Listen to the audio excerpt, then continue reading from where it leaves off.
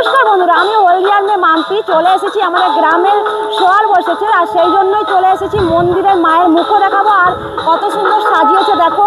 তো কালকে আছে আমাদের মানে এখানে অনুষ্ঠান, আর সোমবার দিন রয়েছে সন্ধ্যেবেলা ভোগ, সাথে রয়েছে পরশুরার গান। তো খুবই মজা হবে, কারণ গ্রামের এই একটা দিনই আমাদের অনুষ্ঠান হয়। তো খুবই মজা হবে, গ্রামের সবাই মিলে অনুষ্ঠান করব, মজাও করব। তো চলো দেখতে যাবো। ভিডিওটা ভালো লাগলে অবশ্যই লাইক কমেন্ট করে দিও। তো চলো বন্ধু,